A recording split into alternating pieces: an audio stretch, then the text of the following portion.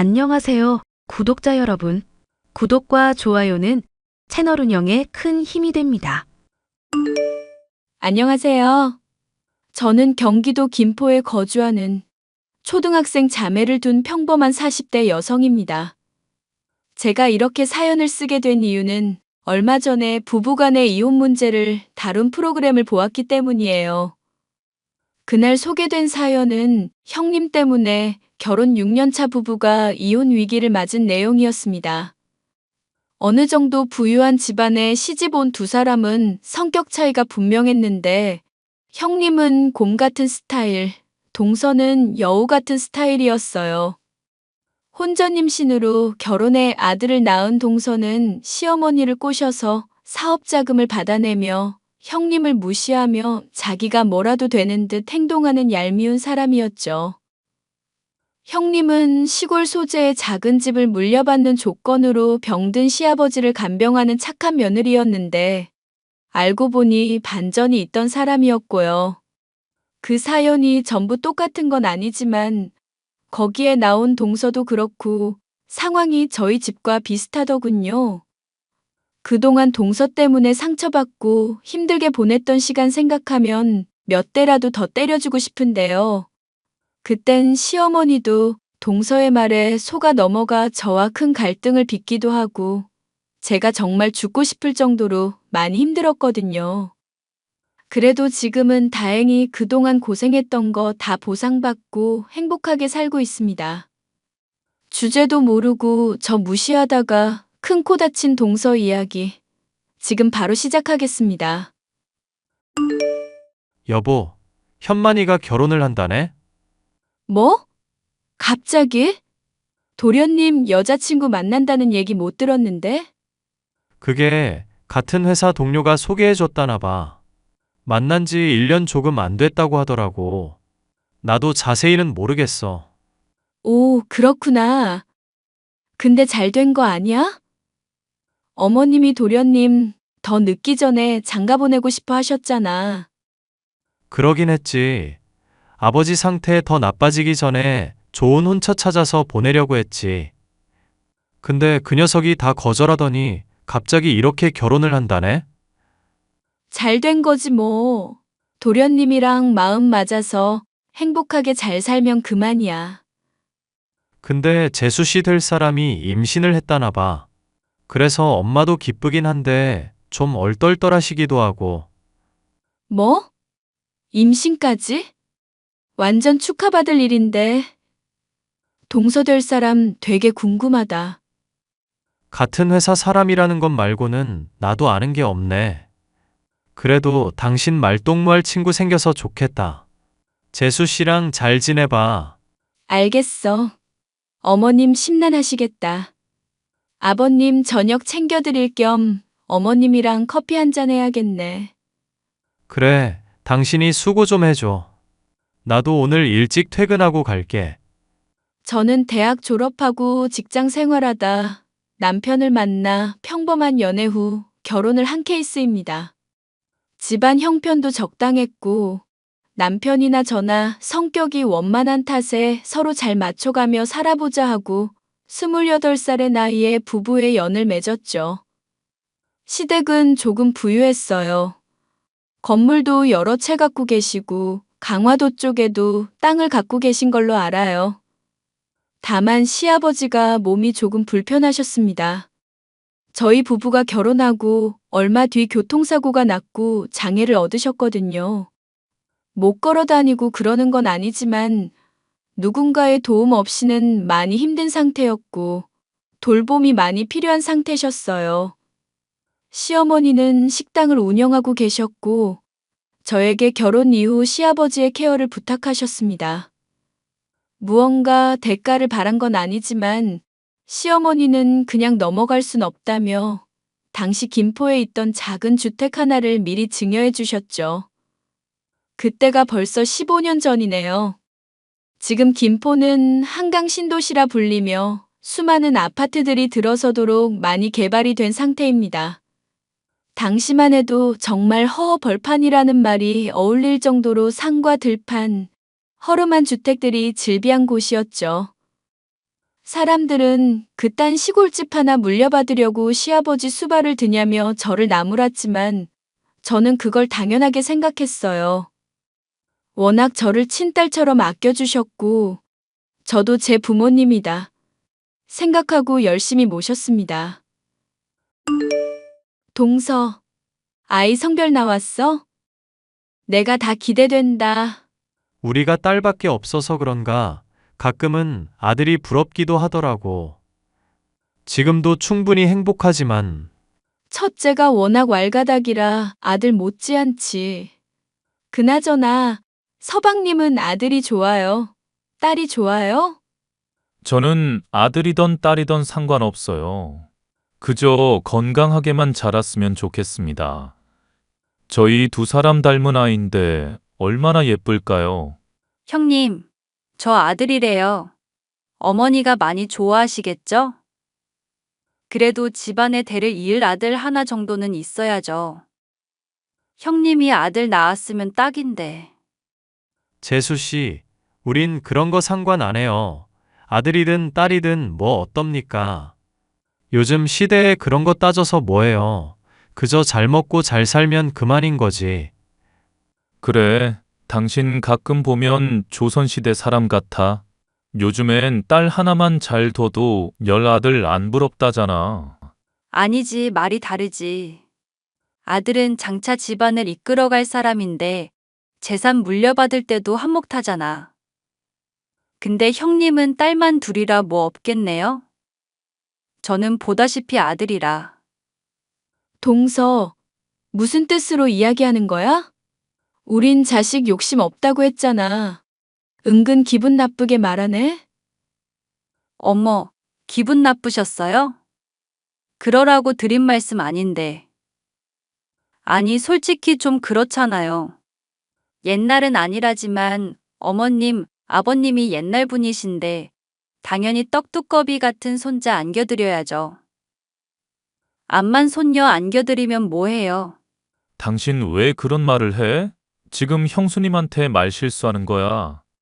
동서, 지금 그렇게 말하는 이유가 뭐야? 나 들으라고 하는 소린 줄은 알겠는데 선은 넘지 말자. 요즘 세상에 아들 못 낳았다고 구박받는 며느리가 어딨어? 동서 임신도 한마당에 큰 소리 나게 하기 싫으니까 더 이상 말하지 말자. 기분 좋게 만나서 이게 뭐야? 형수님, 제가 대신 사과드릴게요. 이 사람이 요즘 감정 기복이 심해서 생각 없이 내뱉은 말 같은데 마음에 담아두지 마시고요. 아니에요. 서방님이 신경 쓰실 일 아니에요. 아무튼 동서, 몸조리 잘하고 나중에 보자. 동서는 아들을 가졌다는 자부심이 대단했습니다. 솔직히 요즘 세상에 누가 아들, 딸 차별한답니까? 다 똑같은 제 자식들이고 조선시대도 아닌데 대를 잇는다면서 핏줄을 운운하는데 참 기가 차더라고요.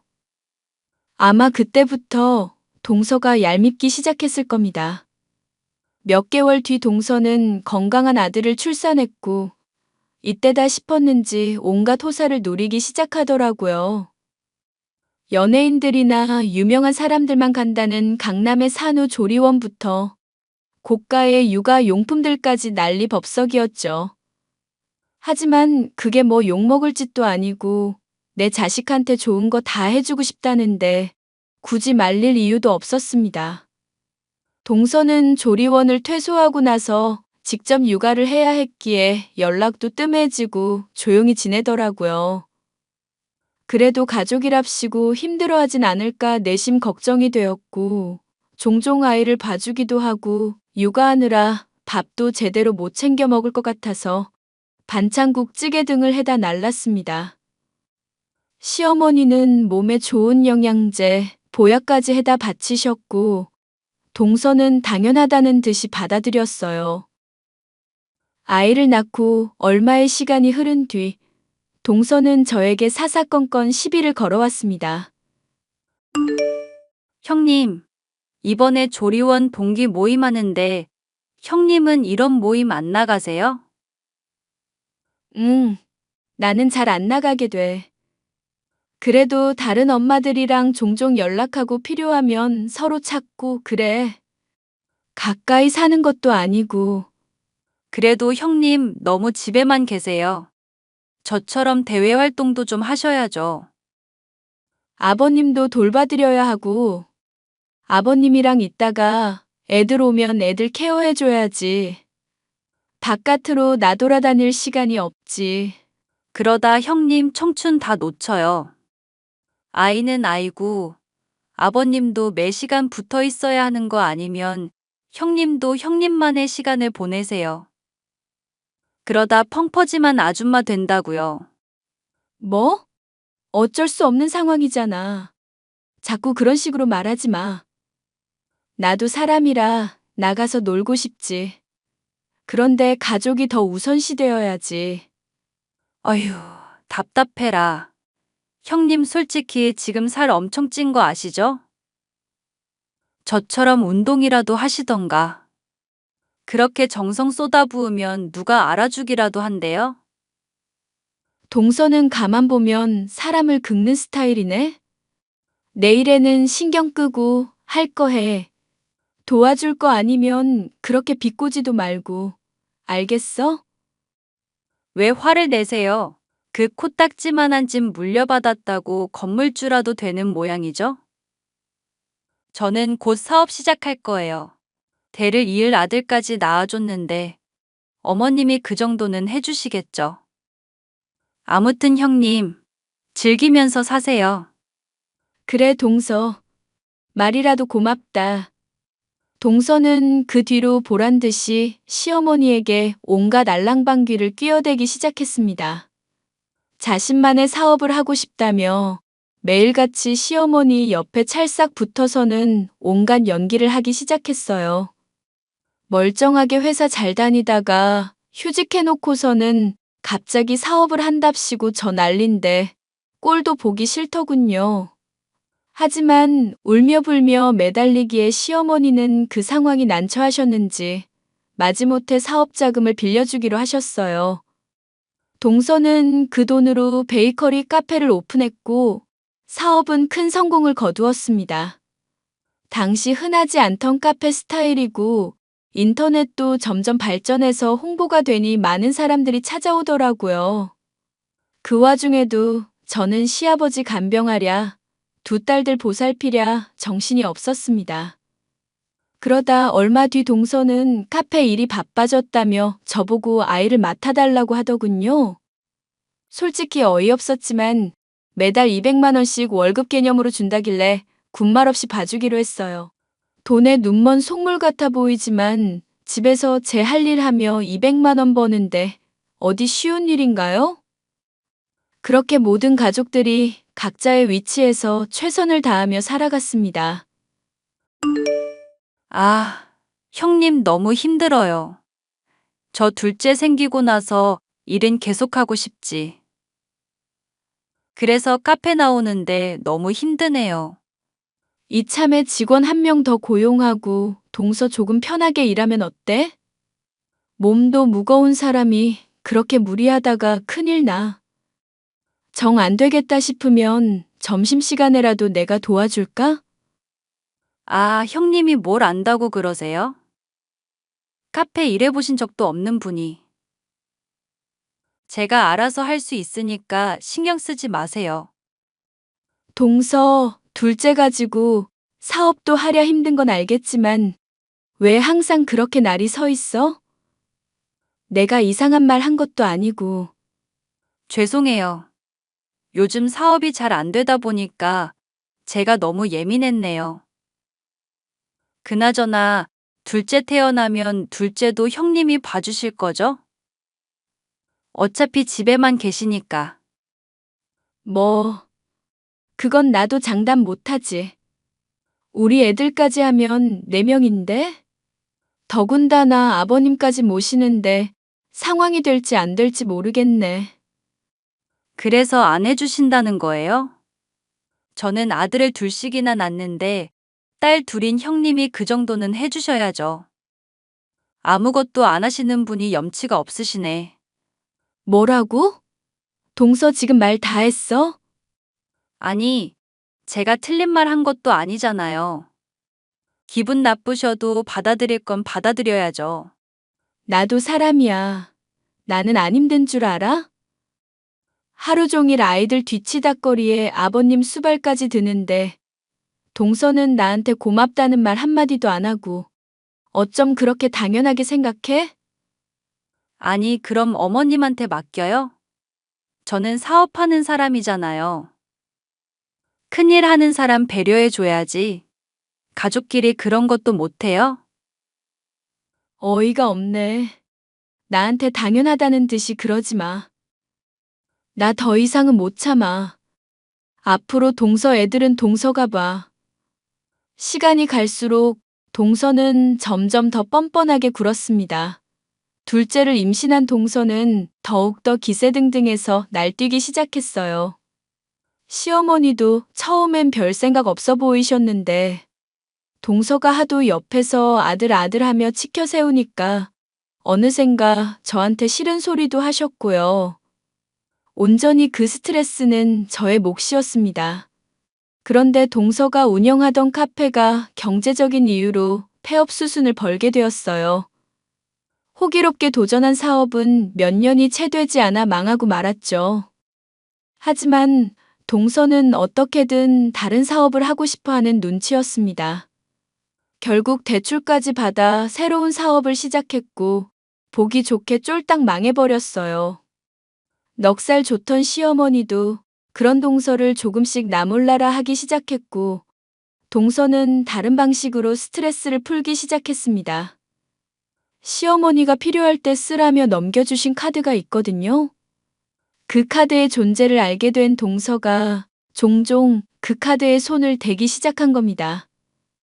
처음 한두 번은 대출금 막느라 돈을 다 써버렸다며 아이 물건을 사야 하는데 돈이 모자라다는 이유로 갖다 썼던 게 점차 대범해지더군요.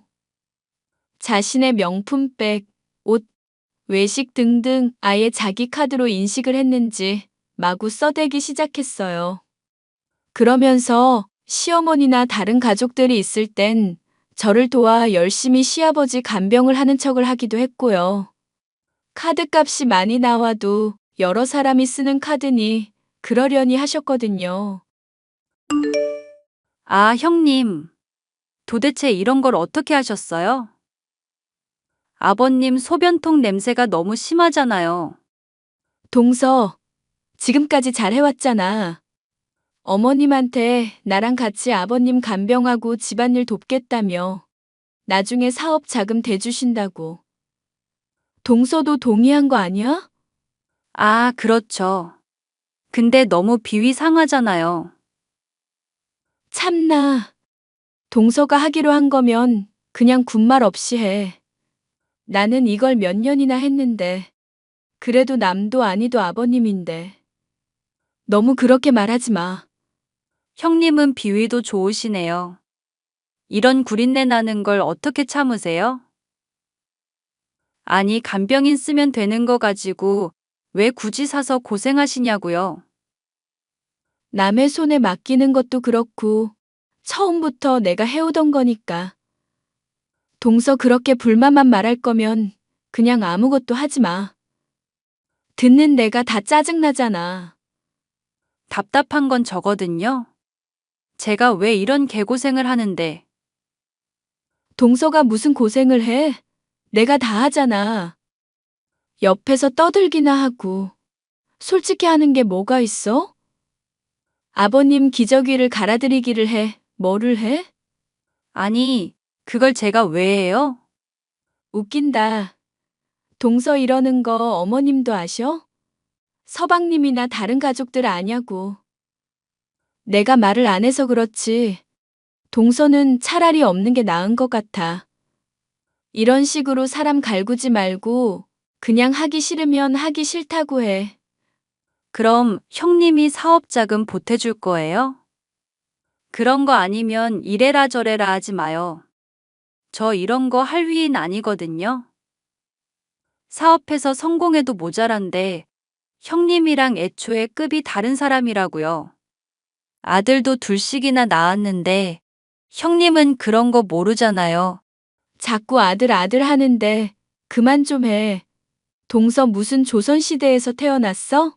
어머님, 아버님도 뭐라 안 하시는데 동서가 뭔데 자꾸 이래라 저래라야? 동서는 동서 할 일이나 제대로 해. 동서는 시어머니가 보태주신다는 사업 자금을 받아내기 위해 이래저래 다른 식구들의 눈치를 보며 온갖 여우짓을 하기 시작했어요. 시아버님의 간병을 돕는다고는 했지만 막상 하는 건 하나도 없었습니다. 늘 제가 다 했고 시어머니나 다른 가족이 물어보면 마치 자신이 한 것처럼 아양을 떨어댔거든요. 워낙 여우짓을 잘했던 사람이라 가족들은 정말 동서가 그런 줄 알고 있었고요. 그런 동서는 기세등등해서 점점 더 저를 무시하는 발언을 많이 했습니다.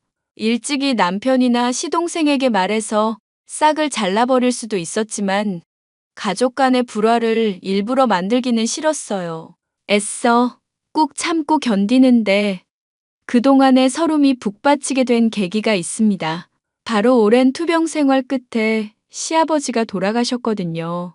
무거운 마음으로 장례를 치렀고 시어머니는 모든 걸 다 정리하고 고향 땅으로 내려가신다고 했습니다. 당연히 재산 이야기를 안 할래야 안 할 수 없었어요. 동서는 많은 재산을 물려받을 줄 알았는지 들떠 있었습니다. 그런데 동서에게 들어간 사업 자금만 10억 정도라 시어머니는 생각이 좀 다르신 것 같았어요. 저야 진작에 물려받은 작은 집이 있고 남은 돈은 시어머니가 어떻게 하시던 당연히 그 뜻에 따라야 한다고 생각했죠. 동서는 이때다 싶어 시어머니에게 또 다시 사업 자금을 요구했고 시어머니는 단번에 거절하셨습니다. 동서는 큰 충격에 빠졌고 그 뒤로 조금씩 엇나가기 시작했어요. 시동생이 이직을 준비한답시고 집에 있는데 가족들은 나 몰라라 하고 밖으로 나돌아다니는 시간이 많아졌습니다.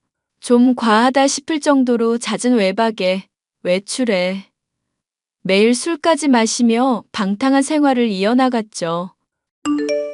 서방님, 이직 준비 잘 돼가요? 생각보다 많이 힘들죠? 네, 솔직히 경력직이라 잘 될 줄 알았는데 나이가 있어서 그런지 잘 안 되네요. 이럴 줄 알았으면 그냥 그 회사 다닐 걸 그랬어요. 에이, 힘내세요. 아직 서방님의 진가를 몰라서 그래요. 꼭 회사 아니더라도 할 수 있는 일은 많으니까 너무 걱정하지 마세요. 그렇게 말씀해 주셔서 감사해요, 형수님. 요즘 취업난이라는데. 하하. 밥은 잘 챙겨 먹는 거죠? 뭐, 그렇죠. 주로 사 먹거나 제가 해요. 동서가 안 하고? 동서는 뭐 하는데요? 그 사람 요즘 얼굴 보기가 힘드네요. 제가 집에 있으니 망정이지 아침부터 저녁까지 어딜 그렇게 싸돌아다니는지. 애들 케어도 제가 하고 집안일도 제가 하고. 뭐라고요? 아니, 왜 서방님이 다 해요? 동서 정말 아무것도 안 해요? 그렇죠 뭐. 그냥 제가 하는 게 마음 편해요. 형수님 너무 신경 쓰지 마세요. 아니, 어떻게 신경을 안 써요? 밥도 제대로 못 먹고 고생이란 고생은 다 한다는데. 참나 어이가 없어서. 내가 지금 당장이라도 동서한테 한마디 해줘요? 아, 그러지 마요, 형수님. 제가 알아서 할게요. 괜히 큰 소리 나는 것도 싫고. 저희 부부 문제니까 알아서 할게요. 참아요, 참아.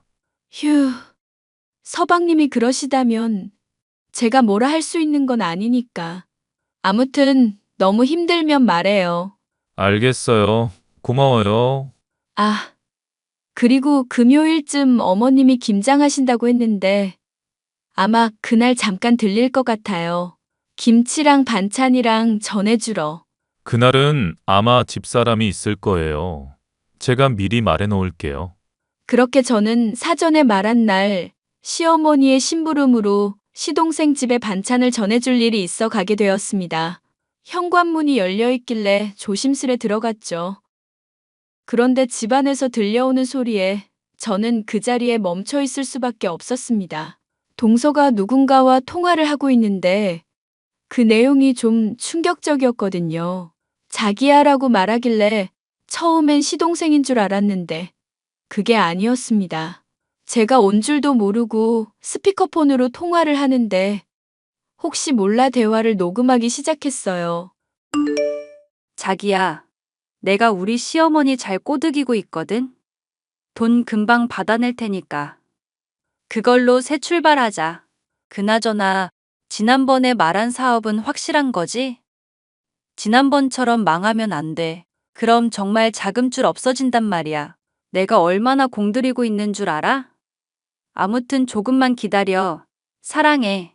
이런 대화를 나누는데 딱 듣고 나서 아, 바람을 피우고 있구나 싶더라고요. 저는 아무렇지 않게 초인종을 누르고 문이 열려있네 하며 집 안으로 들어갔습니다. 반찬만 전해주고는 얼른 집으로 와버렸어요. 좀 더 상황을 두고 보고 시동생과 남편에게 알려주기로 결심했습니다. 며칠 뒤 동서가 웬일로 저희 집에 왔더라고요. 가져갔던 카드를 다시 가져다 준다는 핑계로 말입니다. 또 별것도 아닌 말로 제 속을 긁어놓을 게 뻔했지만 어떻게 하나 두고 보기로 했어요. 형님, 저 육아 때문에 너무 스트레스 받아요. 식탁 위에 있는 카드 써도 되죠? 동서가 스트레스 받을 일이 뭐가 있어? 애는 서방님이 봐주시지. 동서 맨날 놀러 다니잖아. 뭐라고요? 형님 잘 알지도 못하면서 왜 그런 말을 하세요? 내 말 틀렸어? 맨날 서방님이 애들 등원시키고 저녁밥도 먹이고 집안일도 다 한다며. 동서는 아침부터 나가잖아. 저 미행하세요? 그리고 제가 그러든 말든 무슨 상관이세요? 그럼 저 같은 사람이 집안에 틀어박혀서 육아만 하라는 말씀이세요? 못할 건 뭔데. 할 말 없으면 그냥 나가. 아니, 손님이 왔는데 커피라도 한 잔 타주시죠. 뭐 그렇게 매정하실까? 알아서 타 마시던지. 그리고 그 카드 언제 또 쓸 거야? 이번에 우리 냉장고 바꿔야 해서 이번 주에 보러 가야 하거든. 언제 쓸 건지 미리 말해. 그래야 서로 안 겹치지. 뭐 주말 정도에 또 쓰겠죠? 제가 알아서 할 테니까 신경 끄세요. 그래. 그리고 어머님, 이제 일 안 하시니까 동서 개인적으로 사치 부리는 건 그만해.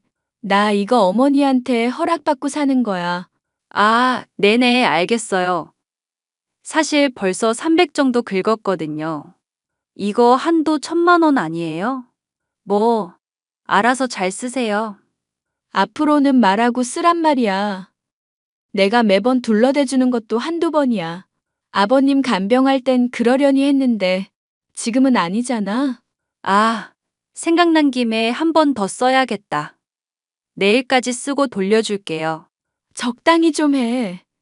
어휴, 나도 모르겠다. 동서 마음껏 써. 네? 반응이 왜 그래요? 뭘? 마음껏 쓰라니까.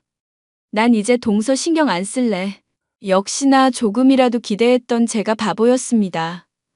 동서는 아무 일도 없는데 저를 갈궈대더군요. 바람 피운다는 사실을 알아서 그런지 동서가 더 괘씸하고 얄미워 보였습니다. 저는 결국 제가 알고 있는 모든 걸 알려주기로 했어요. 며칠 뒤 남편과 시동생을 불렀고 모두가 모여있는 자리에서 녹음 파일과 카드 거래 내역을 보여주었습니다. 동서는 숙박업소며 백화점이며 안 다닌 곳이 없었어요.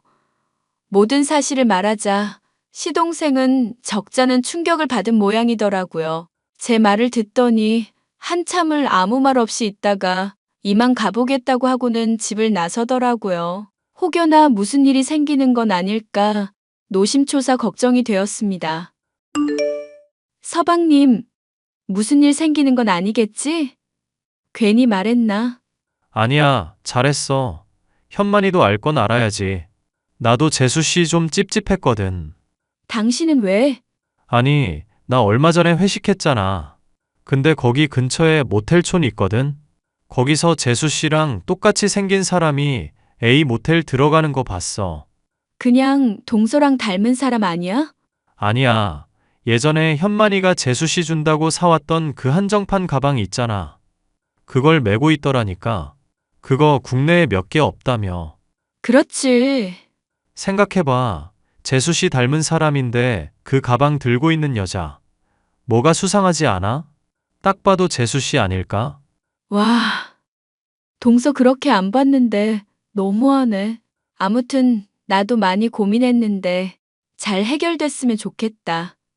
나 할 말 정말 많거든. 당신 고생한 거 잘 알지? 일단 상황 좀 지켜보자. 야, 너 무슨 말을 어떻게 한 거야? 현만 씨가 나한테 이혼하자는데 너 정말 미친 거 아니야? 뭐? 미쳤냐고? 미친 건 너겠지. 왜? 이혼한다니까 그건 쫄리냐? 차라리 잘 된 거 아니야? 동서가 물고 빨고 하는 그 남자랑 잘 살아봐. 와, 너 이거 고소할 거야. 명예훼손이라고. 내가 바람 피웠다는 증거 있어? 내가 동선의 집 반찬 갖다 주러 간 날 통화한 거 내가 녹음 다 했거든? 그리고 어머니 카드로 모텔도 가고 아주 생쇼를 했더라? 아니, 어이가 없네. 형님, 저한테 왜 이러세요? 이미 끝난 사이에 무슨 형님이야. 야, 이년아. 더 이상 우리 집에 분란 일으키지 말고 그냥 조용히 꺼져. 야, 네가 어떻게 나한테 이래? 마음껏 짓거려라. 착한 우리 서방님이 지금까지 참고 산 것도 용한 거야. 너 험한 꼴 보기 전에 그냥 꺼져. 그냥은 못 떠나지. 물려받을 재산이 있는데. 그거 내가 어떻게든 못 받게 해줄게. 넌 위자료 한 푼 못 받고 떠날 줄 알아. 한 달 정도의 시간이 흐르고 시동생 부부는 이혼을 했습니다. 난리 칠 줄 알았던 동서가 의외로 순순히 이혼 도장을 찍더라고요. 당연히 위자료 한 푼 못 받고 떠나게 되었습니다. 물론 얌전히 떠나진 않았어요. 술을 잔뜩 마시고 저희 집에 찾아와 난동을 피웠거든요. 저 때문에 자기 인생이 망했다며 신세 한탄을 하는데 남편과 저는 가차없이 동서를 내쫓아버렸습니다. 그리고 그 무렵 저에게 반가운 소식이 들려왔어요. 시부모님께 미리 물려받은 작은 집이 재개발이 된다는 소식이었죠. 김포가 대대적인 신도시로 발돋움하면서 제 소유 집터도 재개발 대상이 되었고 지하철까지 들어온다는 소식에 엄청난 보상금을 받게 되었습니다. 하루아침에 50억이 넘는 자산가가 되어버렸어요. 남편과 시어머니는 그동안 고생했다며 마땅한 대가라고 하더군요. 저는 그 돈으로 김포 지역에 아파트를 사 이사를 했습니다. 시어머니를 모시고 살 생각이었지만 끝까지 고향에서 사시겠다며 고집을 부리시는 통에 대신 집을 한 채 지어드렸습니다. 그렇게 한바탕 폭풍이 몰아치고 저희 집엔 평화로움만 깃들게 되었어요. 그 뒤로 10년 정도가 지난 오늘 저는 여전히 행복함에 만족하며 잘 살고 있습니다. 동서는 시동생과 이혼한 뒤 그 남자와 살림을 차렸지만 얼마 가지 못하고 헤어졌다고 들었습니다. 그러고는 별다른 소식이 들려오질 않네요. 시어머니는 작년에 지병으로 세상을 떠나셨어요. 모처럼 사연을 이야기하면서 시어머니 생각도 많이 나네요. 아무튼 제 이야기는 여기까지입니다. 잘 들으셨나요? 재미있게 들으셨다면 좋아요와 응원의 댓글 부탁드릴게요.